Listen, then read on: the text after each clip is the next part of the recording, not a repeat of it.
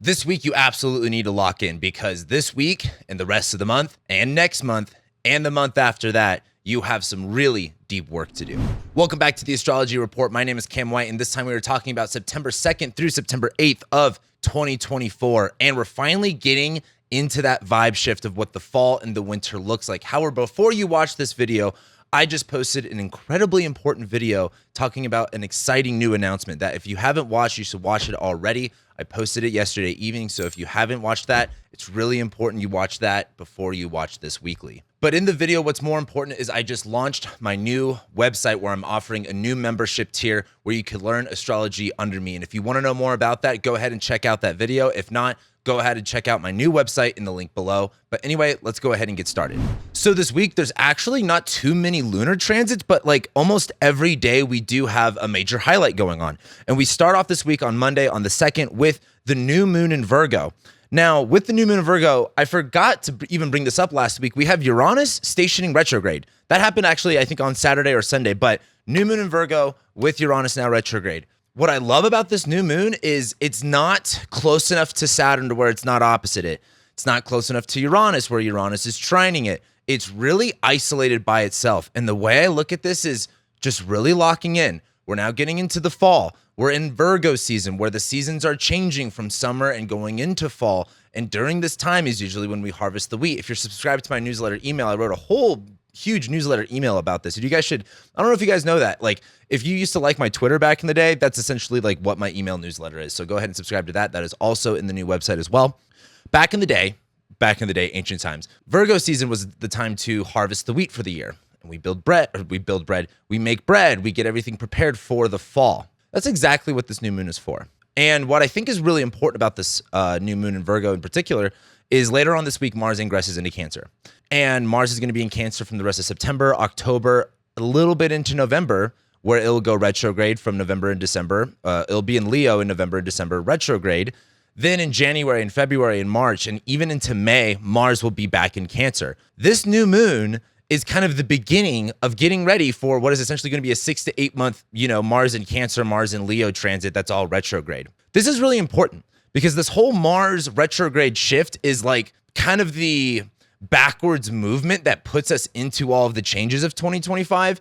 And as time goes on, I'm going to explain a lot more of what that means. But this new moon is so important to get locked in, get yourself organized, get yourself prepared. Mercury is now direct, which is the ruler of this moon. What did we just learn during this Mercury retrograde? What do we have to go over a bunch of new times? This is the third and final time. We have a lot more clarity about what we're preparing for, about what we're getting ready for, about organizing ourselves.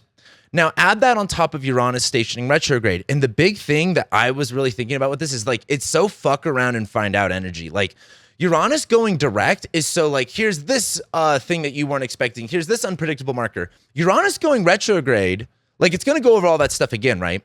But this time we have a little bit of an idea of what to expect, of what might be a little bit unstable or what might be, unpredictable.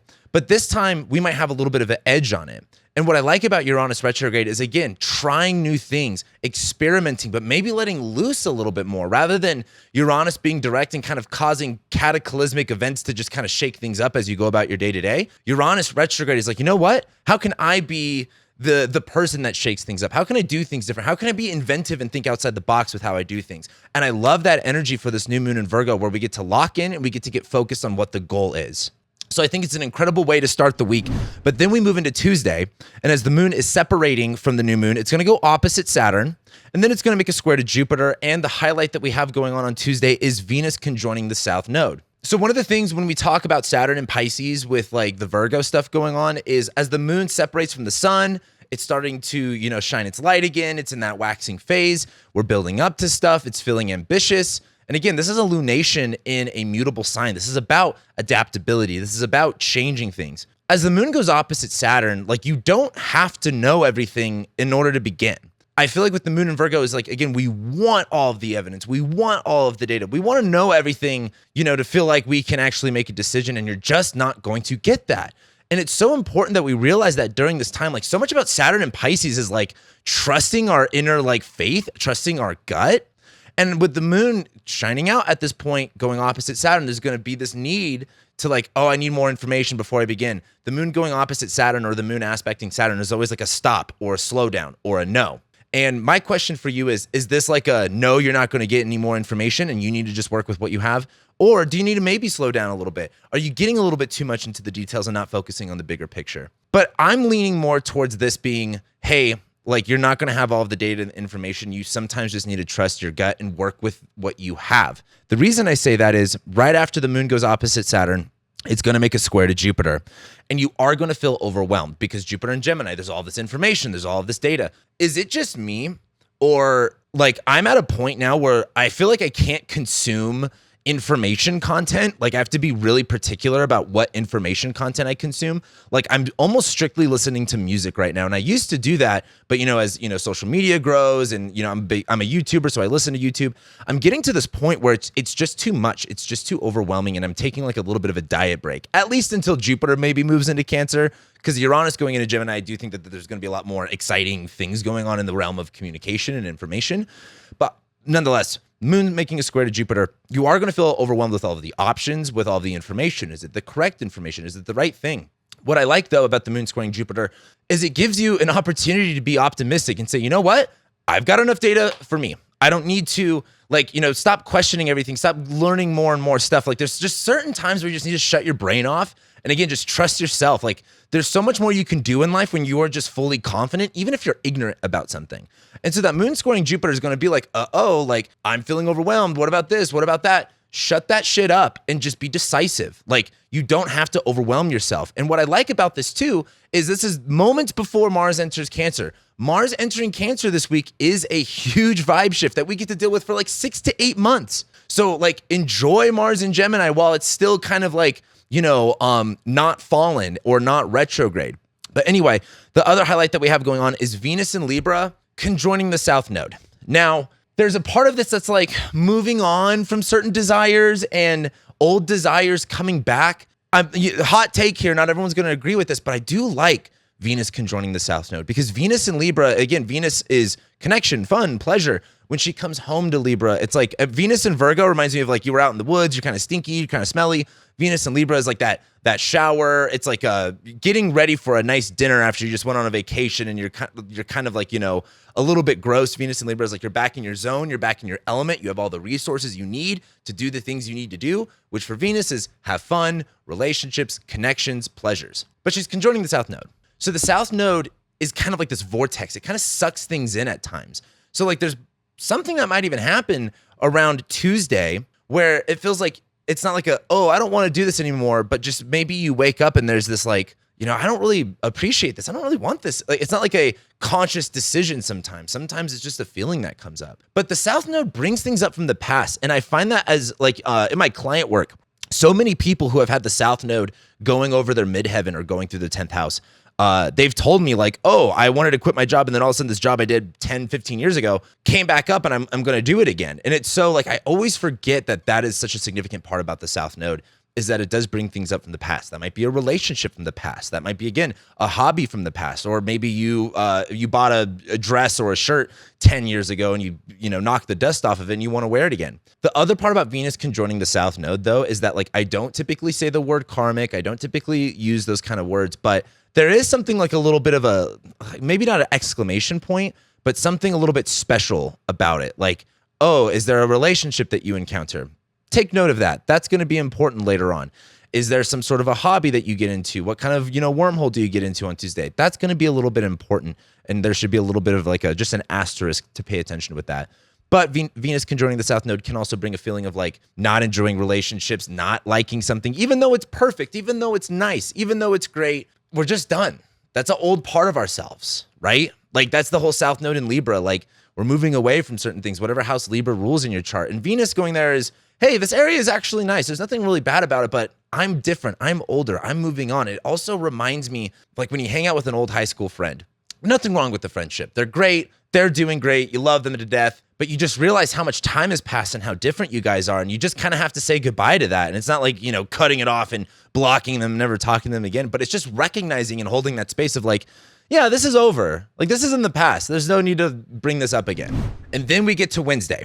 On Wednesday, the moon, while it's still in Virgo, is going to make a square to Mars before it leaves. Then the moon's going to enter Libra and conjoin the South Node. And we have our highlight for the day, Mars ingressing into Cancer. That's a big one. We're going to talk a lot about it as time goes on. But I look at the moon in Virgo making a square to Mars in Gemini, is just arguing over semantics. Like, have you ever got in an argument with someone where you guys pretty much agree, but it's like, oh, but we disagree on this weird tiny thing that really doesn't really matter in the big picture. So try to like at least be aware of if you get yourself in that position. And the reason why I just think you should be aware is I think it's just a waste of time to get yourself emotionally worked up over something that at the end of the day doesn't matter. So like the moon squaring Mars is like, oh, you know, but this, but that. And it's a fleeting moment. It's not going to last the whole day. And when the moon goes into Libra, this is like just wanting and choosing peace instead. And again, have you ever like had the moon, like I shouldn't say have you ever had the moon square Mars? You totally have, but just don't know if you are aware. But have you ever been in a situation where you're arguing with someone about something and you're just like, this is fucking dumb. Like I'm over talking about this. Like I don't even care. You're right. Like I don't have a pony in this a pony in this race. I almost said a pony in this horse. That's the vibe. The moon going into Libra, conjoining the South Node is kind of like, why do I let relationships kind of suck energy away from me like that? Like, why can't I just, like the moon in Virgo with Mars and Gemini is so like, oh, like let's argue about stuff that doesn't really matter. And the moon going into Libra is just kind of realizing that maybe that person drains you. Maybe there's no need to have relationships in your life that suck away that energy, that kind of take that peace away from you. But the moon in Libra, what's nice about it is kind of choosing peace. It is kind of choosing diplomacy over everything else. The other part about the moon conjoining the South Node and just being in Libra is there being a little bit more of a chill vibe. The moon's going to be with Venus. It doesn't conjoin Venus just yet, but there is this like, okay, I need to have a little bit more peace. I need to have a little bit more fun. This isn't enjoyable, but I think what's important about Wednesday is realizing what's not enjoyable. And Mars ingresses into Cancer. Mars fights, conflict, energy, drive, more energy, more energy. Parker, put that meme in. More energy, more footwork. As Mars goes into Cancer, Mars in Cancer is about defending. It's about protecting. It's not necessarily being about offense. But I always kind of question that because I'm always like, well, your best defense is a good offense. So I don't know. I'm going to probably play more with that idea as time goes on. But Mars in Cancer, as it goes in, is going to be this kind of sudden crabby feeling. This like, like, why do I feel so defensive? Why do I feel so sensitive? Why do I feel so triggered by shit? And it's going to be almost like, again, this is why I like that the moon squares Mars. Then the moon goes into Libra and Mars goes into Cancer, where it's like you're kind of arguing over semantics and then that's over. And then the moon, it goes into, Cancer, the moon goes into Libra and Mars goes into Cancer. And it's like, why did I let that trigger me? Why did I get so upset over that? And there's going to be this recognition that there is some sort of an insecurity or that there is some sort of protective, defensive attitude you have about stuff. But with Mars going into Cancer too, is like you have to think Mars is about anger and drive and ambition, and it's now in the sign of the moon. Whatever the moon is doing is going to really influence our actions. Like we are all going to be hormonal people for quite a while. Like if you're someone that's typically a little bit more in control of, how you feel. And it's like, it doesn't matter if you feel bad, like, you can still stuff. The Mars in the sign of the moon is like, we're going to be a little hormonal. And it's like, if we're a little bit upset, we're going to, I don't want to say just cry about it, but it's going to be difficult to separate our actions and our energy away from our emotions. So if we're feeling good, we're acting good. If we're not feeling good, we're not acting good. And I just look at Mars in Cancer as, okay, here comes all the tough work that we have to do. Because Mars in Cancer is kind of like, hey, and again, I wrote a newsletter email about this. I don't know why you guys aren't on my newsletter. I did such a good newsletter about this whole topic. Like Mars in Cancer is, we have to kind of address a lot of insecurities. Like I brought up the example of hoarders. Like in the TV show Hoarders, they just deal with the problem that is you have a bunch of junk. But Mars in Cancer is like, yeah, in the process of you dealing with clearing out the junk stuff that you have to do that you really don't want to do, which is Mars in Cancer, in that process, you also have to be like, what was the trauma that made me start hoarding for my whole life? Why do I feel worthless? Why do I feel like, I have to, make my subconscious be correct, and my subconscious thinks that I'm not worthy of having a nice place to live, or that, I have to have all this junk to keep myself protected from something. Like that's what Mars in Cancer brings up. And Mars in Cancer is not really necessarily going to feel good. I'm going to argue for a lot of people. The exceptions are if you have Mars in Cancer natally. If you're a day chart, I still think it's going to be a little bit rough. But if you're a night chart and you have Mars in Cancer, you're probably going to be pretty okay. And when Mars does go retrograde, if you have Mars retrograde, this will be a lot better for you, especially Mars retrograde in a night chart in Cancer, Leo. You're probably going to be fine. You're like the only person that this is going to be pretty good for. But for the most part, Mars in Cancer is just not that fun. And like I said, I'll be talking more and more about Mars in Cancer as time goes on. But as Mars ingresses, there is quite a vibe change that happens. And like I said in the title, this is where you have some deep work to do. And then we get to Thursday, and Thursday we don't have any highlights, but it's looking pretty good. The moon is going to be conjoining Venus, and then it's just going to be making a trine to Jupiter. Really have no problems with Thursday. I think Thursday is like a random blip in the matrix where everything's pretty good. And if you're having a bad day, I'm going to associate that with Mars going into Cancer. But the moon will conjoin Venus where there's like, okay, this is a really nice thing. And then it trines Jupiter where you're just seeing the bigger picture. You're being a little bit more optimistic. You're having a little bit more faith. And again, while Venus is in Libra and Jupiter's in Gemini, a lot of this is relationship dependent. So connecting with relationships, connecting with other people is kind of giving you that hope. It is kind of giving you that fun and that maybe that spark that you kind of need, especially in the creative field. But this is like a lot of sharing ideas, connecting more with people, and just overall feeling good. So like just Thursday, I don't want to say like try to have a good day. I think you are just in general, but it's like if you really want something good to happen, try to schedule it for Thursday, because Thursday, in my opinion, is almost suspiciously good. And then we get to Friday.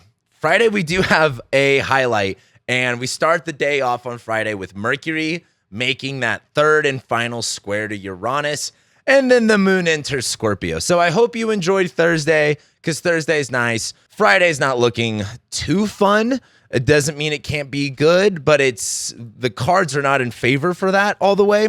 Mercury squaring Uranus, another sudden problem comes up. We already had this with Mercury's 2 squares to Uranus, but this is the third one, and Mercury's, out of retrograde and it's still in shadow. We saw this coming at this point. Like if Mercury squaring Uranus is like something that you genuinely didn't see coming, like I'm kind of like, did you not really see that coming? We've done this like 2 times already, and this is the third one. There's something unexpected, some shakeup that's going to happen that is probably going to be annoying, but like at the very minimum, you could have at least saw it coming. Like if your car check engine light has gone on and off and on and off, and if you're driving somewhere important and that check engine light comes on, are you really going to be like, oh my God, like what? No, you're going to be like, ugh, of course the check engine light comes on because I'm actually doing something important with my car.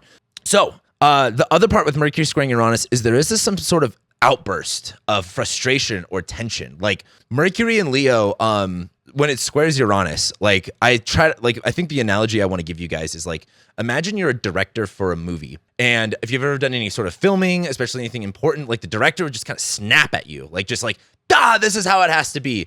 And they're pretty much a nice person, but they're under a lot of pressure, and it's hard to like wrangle people to do exactly what you want them to do in order to fulfill your vision. Mercury squaring Uranus, you might just kind of have a snap moment where you just kind of have to like, again, just be like a lion and just kind of roar for a minute.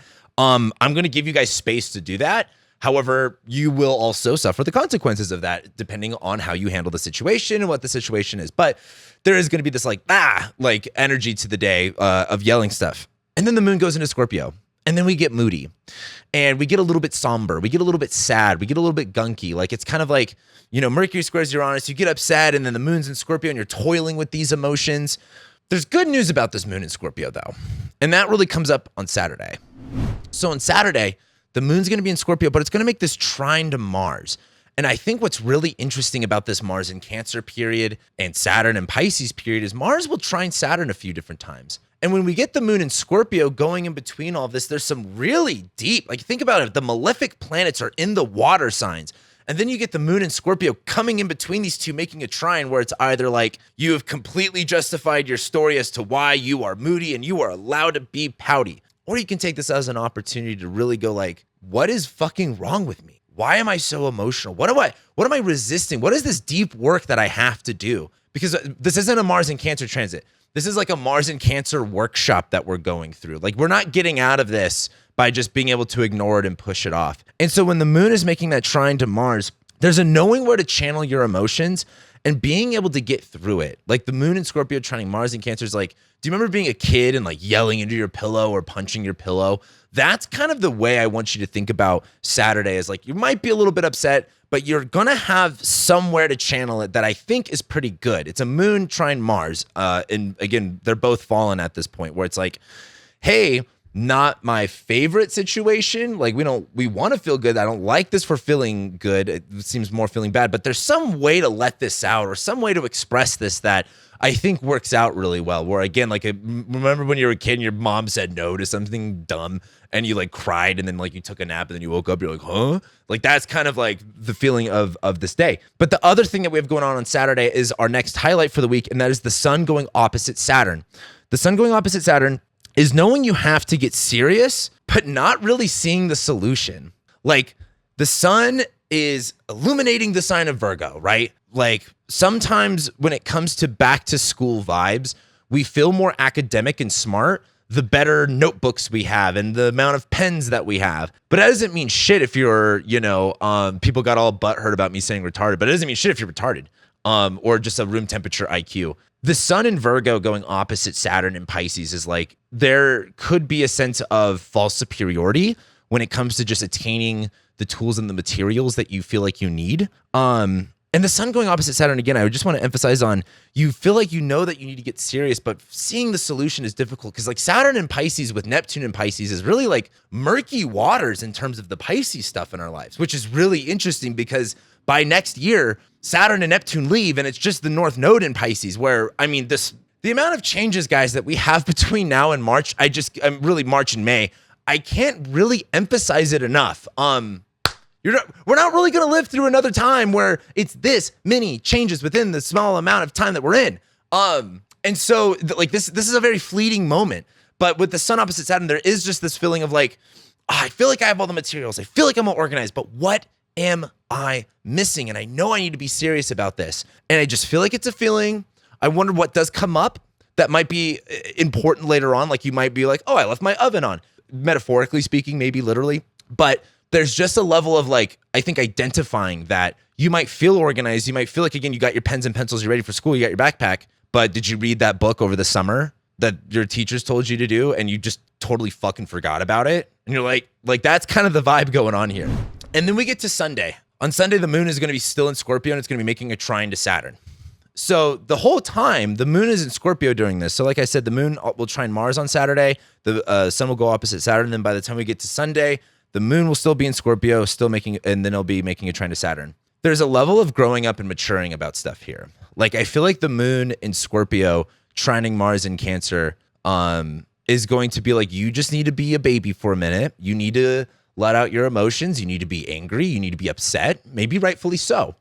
But once that moon trines Saturn, it's kind of like, all right, how can we mature? How can we own up to what we did? How can we own up to our feelings? How can we rise above it and not let our feelings dictate us? Not let us control every single thing that we do? Because we are emotional creatures at the end of the day, but emotions are fleeting. Like that's the hard part about Mars in Cancer is like Mars in Cancer is our energy and our drive is really impacted by our emotions. But if we let our energy and our drive be impacted by our emotions, we're never going to get anything done and we're going to spiral everywhere. They have to be separated. This is why Mars is fallen in Cancer. It's the same thing. Mars is in Cancer where it's like Mars is a warrior. It's literally about killing and death. You can't be a warrior if you're sensitive. Like this is more of a meme take right now, but more of like you can't be afraid of going to war if you're afraid of doing war crimes. That's the reality. You're going to be soft about, doing shit. Well, guess what? Like you're going to die out there in the field. And so the reason I bring this up is I think as the moon's in Scorpio trining Saturn is like, we have to have some level of internal discipline of not letting our emotions affect our decisions and our actions all the time, even though we are emotional creatures at the end of the day. But the way that we have to do that is we have to first address what our emotions are and why are our emotions making us go this way. Like, for example, like honestly, you might be having this problem and this problem in your life, but really deep down, it's a completely different issue that you have going on that's materializing itself as whatever fucking problem that you have in your world. That's the problem that you need to actually address. And that's what this whole Mars and Cancer thing is for. It's going to be so much easier to take actions that aren't just like emotional reactions to things when we actually know why are we emotionally reacting. And so I think on Sunday, when the moon makes that trine to Saturn, there's this level of like, we have an opportunity to look into that a little bit deeper and get a little bit more serious about, again, the internal part of our lives. And that's going to be important for next week. Next week, very exciting. Mercury goes into Virgo. Love Mercury in Virgo. It's now direct. It's morning star. I love all of that. Mercury leaves shadow next week. We're finally moving on to new territory. Mercury's been in shadow since I think like July at some point, like early July. Then the sun makes a square to Jupiter. Not the worst. I like it. And then we have Venus trining Jupiter next week. Venus trining Jupiter. I mean, next week's looking really, really good as long as we get through this week. So with that being said, like I said, check out the video I just posted yesterday evening for an update and a major announcement. Check out my new website. I love and appreciate every single one of you, and I'll be seeing you next week.